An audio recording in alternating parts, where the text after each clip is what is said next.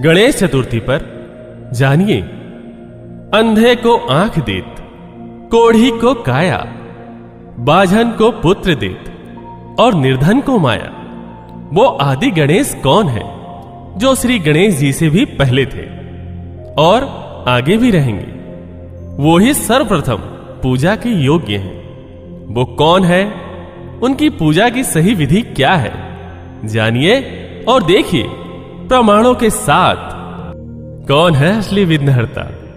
गणेश जी को सर्व विघ्न विनाशक नाम से जाना जाता है, लेकिन इनकी स्तुति और भक्ति पूजा करने वालों के विघ्न नाश क्यों नहीं होते? शास्त्रानुसार सिर्फ कबीर परमात्मा ही वास्तव में विघ्न विनाशक है। श्री गणेश जी के माता पिता को आप सभी जानते हैं, पर क्या आप जानना चाहते हैं कि गणेश जी के दादा परदादा कौन है? तो विलंब कैसा, आइए और देखिए। ज्ञानदाता गीता अध्याय नंबर 15 के श्लोक नंबर 16 और 17 में ये स्पष्ट है कि तीन परमात्मा, एक क्षर पुरुष और अक्षर पुरुष और परम अक्षर पुरुष, उनको ऐसे भी बोला जाता है क्षर ब्रह्म, अक्षर ब्रह्म और परम अक्षर ब्रह्म। अब वो तीनों हैं। जड़ तो परम अक्षर ब्रह्म है, अक्षर पुरुष कहो, अक्षर परम अक्षर पुरुष कहो, और तना और डार, ये इसमें जानकारी दी है पवित्र गीता जी अध्याय नंबर 15 के श्लोक नंबर 16-17 आपको दिखाते हैं। देखिएगा श्रीमद् भगवत गीता, इसके अनुवादक हैं जय दयाल गोविंद का, गीता प्रेस गोरखपुर से प्रकाशित है।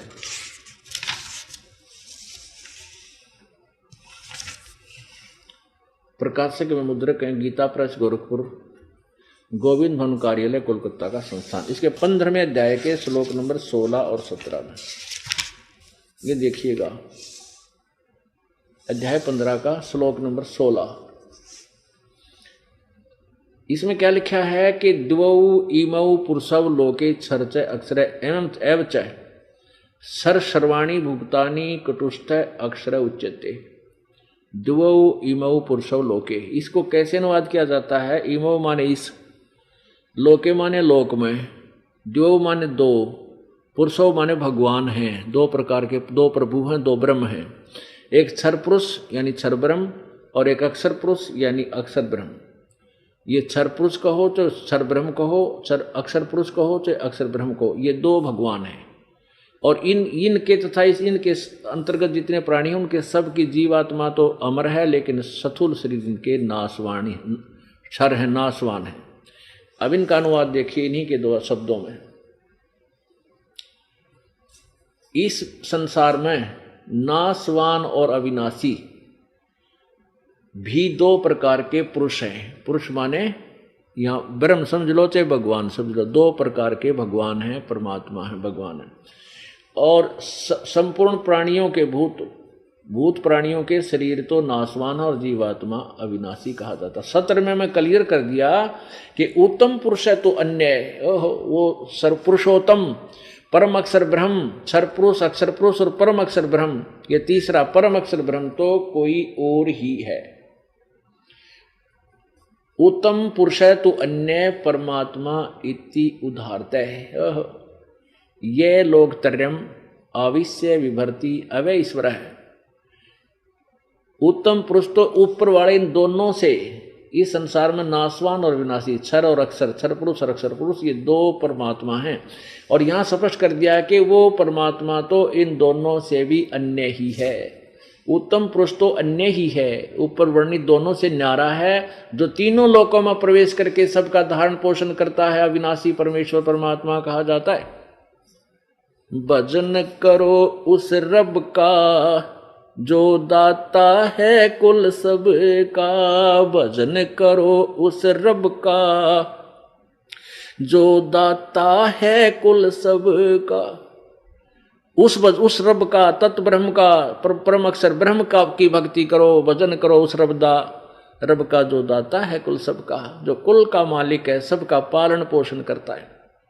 तो उसी की तरफ संकेत, आपको उसी की तरफ ले जाया जाता है। अब उसके ज्ञान को उस पूर्ण ब्रह्म परमेश्वर के गुणों से परिचित करके आपकी रुचि उधर बढ़ाई जा रही है। अभी तक तो हम ब्रह्मा विष्णु महेश तक सीमित थे, इन्हीं की पूजा करते थे, और ब्रह्मा विष्णु महेश की पूजा शास्त्र विरुद्ध है, शास्त्र विधि विरुद्ध है, क्योंकि ये स्वयं कहते हैं, इनको खुद ज्ञान नहीं भगवान कौन है, वो क्या पूजा करनी चाहिए, और वो कहते हैं मैं देवी की पूजा करता हूं और हम इनकी पूजा कर रहे हैं, जबकि ब्रह्म से पूजा स्टार्ट होती है, ब्रह्म से साधना स्टार्ट होती है, और हमने पूजा करनी है पूर्ण ब्रह्म की, पूर्ण ब्रह्म की पूजा करनी है, और फिर हमारे शुभ संस्कार बनेंगे, शास्त्र अनुकूल संस्कार बन करके फिर ब्रह्मा विष्णु महेश जी के पास जाएंगे, वो हमें फल देंगे।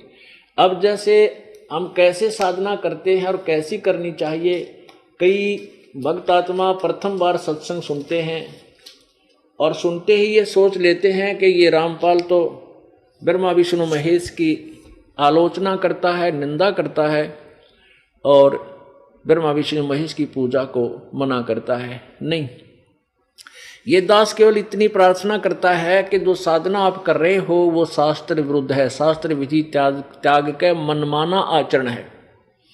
गीता जी अध्याय नंबर 16 के श्लोक नंबर 23 में कहा कि शास्त्र विधि को त्याग कर जो मनमाना आचरण अर्थात मनमानी पूजाएं करते हैं, उनको ना तो कोई सुख होता है, ना उनकी गति होती है, ना उनका कोई सिद्धि प्राप्त होती है, यूजलेस। अब कैसे शास्त्र अनुकूल साधना कौन सी है? गीता जी अध्याय नंबर 18 के श्लोक नंबर 62 में कहा कि अर्जुन तू सर्वभाव से उस परमेश्वर की शरण में जा, उसकी कृपा से तो परम शांति और शाश्वत स्थान को प्राप्त होगा। अब उस परमेश्वर की भक्ति कैसे करनी है, हम कर किसकी रहे हैं, शास्त्र अनुकूल साधना कौन सी है, देखिएगा। अब जैसे आप कोई भक्ति रूपी पौधा लाए, आप मान ले आम का पेड़ लाए पौधा छोटा सा, और उसको ला करके आपने मिट्टी या गमले में कैसे लगाया, जड़ को मिट्टी में दबा दिया गहरा, और फिर पूजा शुरू की, सिंचाई शुरू की जड़ की, और उस जड़ की सिंचाई करने से वो पौधा फिर पेड़ बन गया, फिर उसके टहनियाँ आई, शाखाएं, उन शाखाओं का फल लगे, उन फलों से हम वो फल हमें उन शाखाओं ने दिए। तो वृक्ष की जो शाखा होती हैं वो अनादरणीय नहीं, वो कोई अभिन्न, वो भिन्न अंग नहीं है, पेड़ का अभिन्न अंग है। उनको छोड़ना, तोड़ना, फेंकना कोई कह नहीं सकता जो समझदार व्यक्ति होगा। अब देखिएगा, ये शास्त्र अनुकूल पौधा, भक्ति रूपी पौधा ऐसे बीजना चाहिए, यानी शास्त्र अनुकूल साधना ऐसी है। देखिएगा, ये है एक, मान लिया हम पौधा लाए, शास्त्र अनुकूल साधना अर्थात सीधा बीजा हुआ भक्ति रूपी पौधा, ये तरीका इसके बीजने का। ये परम अक्षर ब्रह्म, ये परमेश्वर है, कबीर देव है, कबीर जी हैं, सतपुरुष है, और ये जड़ है इस भक्ति रूपी पौधे की, पेड़ की, पौधे की। अब यहां इस पौधे की हमने जड़ की सिंचाई की, यानी इस मूल परमात्मा की हमने भक्ति प्रारंभ की।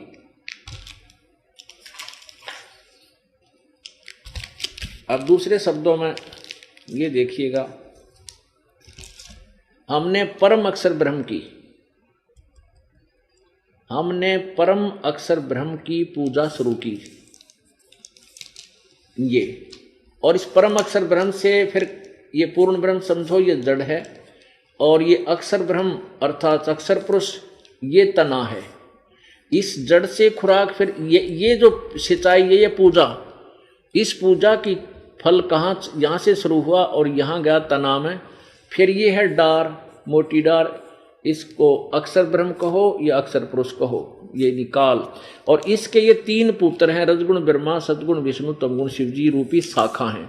अब ये यहाँ सिंचाई, ये सारी खुराक जड़ से चली और इन तीनों शाखाओं को फल लगे, यानी बड़ा हुआ पेड़ और फिर फल लगेंगे इन ब्रह्मा विष्णु महेश रूपी शाखाओं को, ये हमें फल देंगे उस समय जब हम इस पूर्ण ब्रह्म की पूजा करेंगे, इसकी सिंचाई करेंगे। शास्त्र कुल साधना है, इसकी भक्ति करने से हमारे शुभ संस्कार बनेंगे, और इस शुभ संस्कार फिर हमारे यहाँ आ जाएंगे ब्रह्मा विष्णु महेश के पास।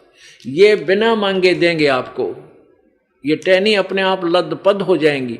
और आप क्या कर रहे हो, आप जी ऐसी पूजा कर रहे हो, आप जी ने क्या कर रखा है, इस भक्ति रूपी पौधे को उल्टा बीज रखा है। आपने क्या किया है, ब्रह्मा विष्णु महेश रूपी शाखाओं को तो जमीन में गाड़ दिया, मिट्टी में, और इनकी पूजा शुरू कर दी, और इस जड़ को छोड़ दिया जिसकी पूजा। ये शास्त्र विरुद्ध साधना है, ये शास्त्र विधि त्याग का ये मनमाना आचरण है जो आपको कोई लाभ नहीं दे सकता। ये साधना आप जी कर रहे हैं, ये समझ लीजिए। आपने रजगुण ब्रह्मा सतगुण विष्णु रूपी शाखाओं को तो इनकी तो पूजा शुरू कर दी और ये जड़ छोड़ दी। आपने करना कैसे चाहिए था, आप जी ने ऐसे करना चाहिए था, ऐसे करना चाहिए था। अब ये दास क्या कहता है कि ये जो पूजा आप करें ब्रह्मा विष्णु महेश की, शास्त्र विधि त्याग कर मनमानी पूजाएं हैं, ये भक्ति रूपी पौधे को आप व्यर्थ कर रहे हो। आप केवल सीधा कर लीजिए, ऐसे कर लो बस, नथिंग एल्स। फिर देखना है पूजा करो परमेश्वर की, और यहां से आपके शुभ संस्कार ब्रह्मा विष्णु महेश के पास जाएंगे, अर्थात ये ब्रह्मा विष्णु महेश रूपी टहनियां लदपद होंगी फलों से, और फिर आपको लाभ यही तरीका है परमात्मा से लाभ लेने का। तो इसमें इस दास ने कौन सी तो ब्रह्मा विष्णु महेश की निंदा कर दी, और कौन सा इनको छोड़ने को बता दिया। केवल जो अनभिज्ञ हैं, ज्ञान सुनते नहीं, छोटी सी बात सुनकर चिंगरजा हैं, 20 जगह जाकर बुराई कर देते हैं, वो आप तो दोषी हैं, और जनता के हृदय को मलिन करने के भी पापी होंगे, ताकि वो बेचारे यहाँ नहीं आ पाएंगे इसी द्वेष में कि रामपाल तो निंदा करता है देवताओं की। नहीं, निंदा करता जीव कट जा महापुरुषों की। हम जिसकी जितनी पावर है, जिसकी जितनी सचिति है, वो ज्यों की तो उन्हीं की हिस्ट्री से, उन्हीं की जीवनी से पढ़कर सुना रहा है, दिखा रहा है, और कुछ अपनी तरफ से मिला नहीं रहा। और इसको जो निंदा कहता है वो कितना बुद्धिमान होगा आप समझ। उस रब का जो दाता है कुल सब का, भजन करो उस रब का जो दाता है कुल सब का। हमारे को जो सुख होता है वो हमारे पुण्यों से होता है, शुभ संस्कारों से होता है।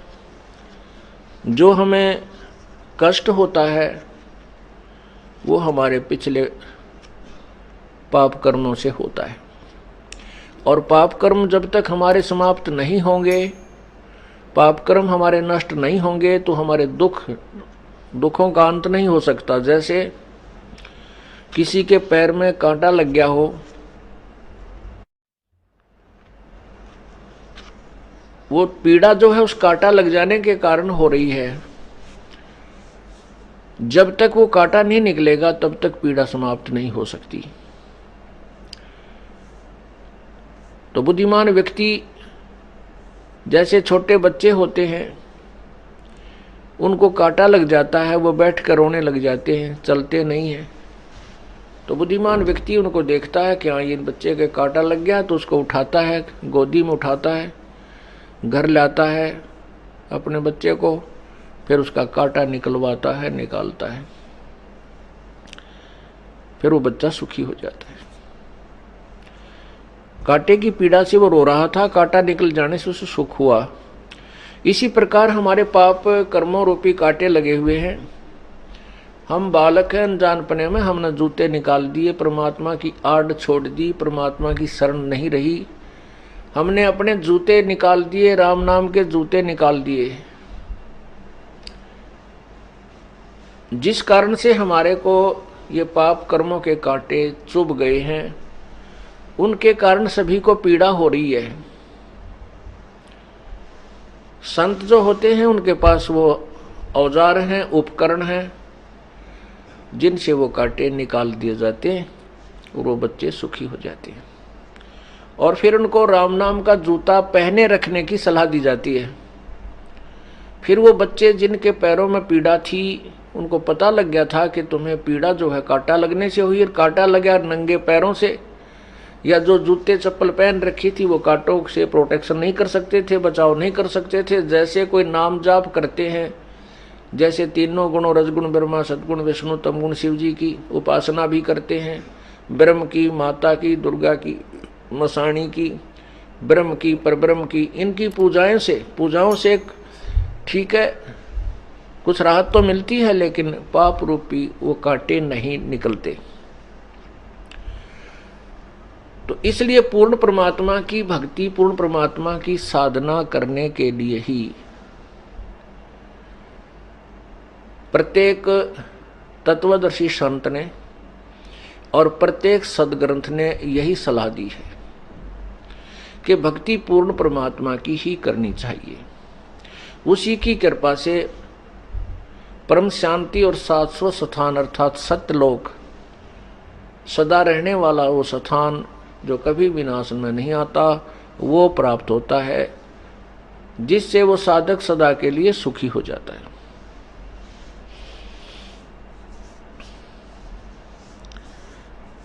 पुण्यात्माओं, कर्म के जो पाप कर्मों के कारण जो कष्ट दुख होते हैं, उनको न तो ब्रह्मा विष्णु महेश कोई परिवर्तन कर सकते हैं, अर्थात पाप कर्मों का जो दुख है उसको वो समाप्त नहीं कर सकते, और न ही दुर्गा कर सकती है, न ही ब्रह्म कर सकता है जो ज्योति निरंजन, और न ही परब्रह्म कर सकता है।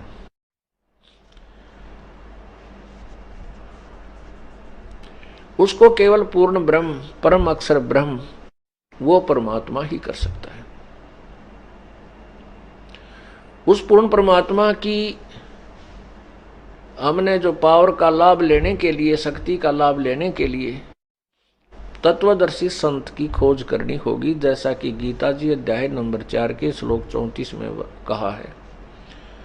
क्योंकि गीता ज्ञान दाता अपने सतर की जो जितना उसको ज्ञान है वो बता ही रहा है पूरी गीता जी में। फिर वो कहता है कि उस पूर्ण परमात्मा, परम अक्षर ब्रह्म, जो गीता जी अध्याय नंबर 8 के श्लोक नंबर 3 में कहा है कि वो परम अक्षर ब्रह्म है।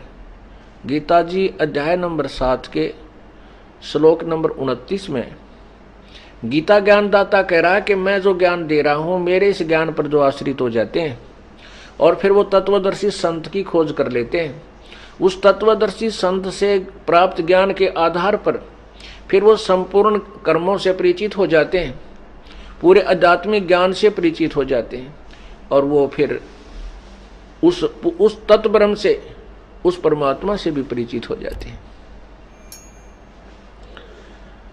तो फिर वो व्यक्ति जो पूर्ण संत की शरण में आने के बाद, तत्वदर्शी संत से तत्व ज्ञान सुनने के उपरांत, वो केवल जन्म मरण से ही, जरा मरण से छुटकारा ही चाहता है और कोई वस्तु की इच्छा नहीं करता।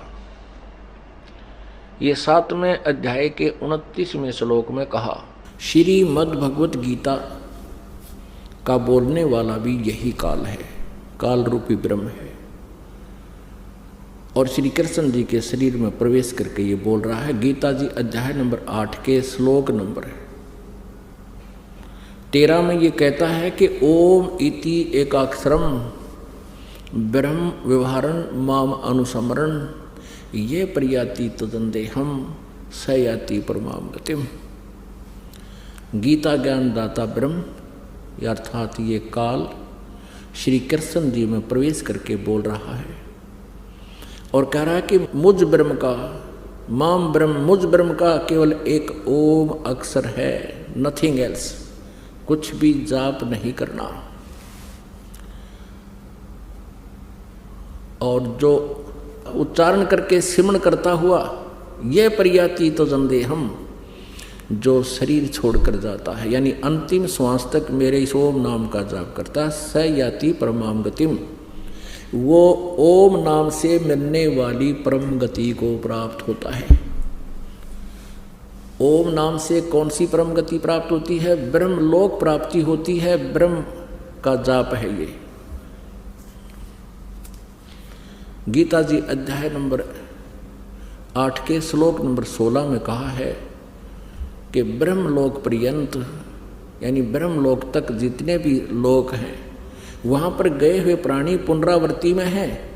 वहाँ गए हुए प्राणी भी अपने पुण्यों को अक्षीण करके पुनर्जन्म के अंदर 83 लाख योनियों में कष्ट उठाने के लिए आते ही आते हैं। अब ओम नाम के जाप करने वाले कहाँ जाते हैं? ब्रह्मलोक में। श्री देवी पुराण कंसेप्ट को क्लियर करेगी और स्वयं दुर्गा जी इसका प्रमाण देंगे। देखिएगा, श्रीमद् देवी भागवत गीता प्रेस गोरखपुर से प्रकाशित है। आप इसको देख सकते हैं क्योंकि पवित्र हिंदू धर्म के अनुयायियों के पास ये सबके घर पे रखी है जो श्रद्धालु हैं, भगवान को चाहते हैं। इसके 562 पृष्ठ पर आपको ले आते हैं। 562 पृष्ठ ये लीजिए। अब देवी जी 7वां स्कंद है और 562 पृष्ठ है संक्षिप्त देवी भागवत। अब यहाँ देवी के द्वारा हिमालय को ज्ञानोपदेश और ब्रह्म स्वरूप का वर्णन। श्री देवी जी कहने लगी, पर्वतराज उस ब्रह्म का क्या स्वरूप है? पहले तो अपनी भक्ति के बारे में बताती है, फिर कहती उस ब्रह्म का क्या स्वरूप है यह बतलाया जाता है, जो प्रकाश रूप सबके अत्यंत समीप में स्थित हृदय रूप गुहा में स्थित होने के कारण गुहाचर नाम से प्रसिद्ध है और महान परम पद अर्थात परंपरा पे है। हम ज़्यादा ना पढ़ के यहाँ आते हैं। सो में उस वेदने योग्य लक्ष्य का तुम वेदन करो, मन लगाकर उसमें तन्मय हो जाओ। सो में उपनिषद में कथित महान अस्त्र रूप धनुष लेकर उस पर उपासना द्वारा तीक्ष्ण किया हुआ बाण संधान करो और फिर भावानुगत चित्त के द्वारा उस बाण को खींचकर उस अक्षर रूप ब्रह्म को लक्ष्य बनाकर वेदन करो। परवण यानी ओम एक अक्षर उसका नाम है, धनुष है, जीव आत्मा बाण है और ब्रह्म को उसका लक्ष्य कहा जाता है। यानी जीव आत्मा ओम नाम का जाप करे और ब्रह्म को पाने का उद्देश्य रखे। इसका सीधा सा अर्थ है उस एकमात्र परमात्मा को ही जाने, दूसरी सब बातों को छोड़ दे। दुर्गा जी अपनी साधना को भी छोड़ने को कह रही है यदि तूने ब्रह्म साधना करनी है तो। यही अमृत रूप परमात्मा के पास पहुंचाने वाला पुल है और संसार समुद्र से पार होकर अमृत स्वरूप परमात्मा को प्राप्त कराने का यही सुलभ साधन है। इस आत्मा का ओम के जप के साथ ध्यान करो। यानी ब्रह्म का ओम नाम का जाप है, उसका ओम एक अक्षर, वो ओम का जाप करो। इस ध्यान जप के साथ ध्यान करो। इससे अज्ञान में अंधकार से सर्वथा परे और संसार समुद्र से उस पार जो ब्रह्म है उसको पा जाओगे। ओम जाप ब्रह्म का है, तुम्हारा कल्याण। वो ब्रह्म कहाँ रहता है? 563 पृष्ठ बता रहे हैं। वह यह सबका आत्मा ब्रह्म जिसका ओम नाम जाप करोगे वह ब्रह्म लोक रूप दिव्य आकाश में स्थित है। यानी उसको पा जाओगे, उसको पा जाओगे। ओम नाम का जाप कर ध्यान धरो और उस ब्रह्म को, जो उस पार ब्रह्म है, उसको पा जाओगे। तो वो कहाँ रहता है? वो ब्रह्म लोक में रहता है या ब्रह्म लोक चले जाओगे। इससे सिद्ध हो गया कि तुम ब्रह्म लोक चले जाओगे। ओम नाम का जाप करने वाले, ब्रह्म की साधना करने वाले साधक। अपनात्मा ये गीता ज्ञानदाता ब्रह्म है, यही काल रूपी ब्रह्म है, काल रूपी ब्रह्म कहो। और ये ब्रह्मा श्री ब्रह्मा जी, श्री विष्णु जी, श्री शिव जी के पूज्य पिताजी हैं और दुर्गा इनकी माता है। और ये पवित्र हिंदू धर्म के ये नकली गुरु आचार्य है, आज तक हमारे सिलेबस को नहीं हमें समझा सके। ये बिल्कुल अज्ञानी हैं, तत्वज्ञानहीन पुरुष हैं। इनसे जान बचाओ अपनी और छुटकारा पाओ इनसे और अपना कल्याण कराओ। इस दास के पास आओ।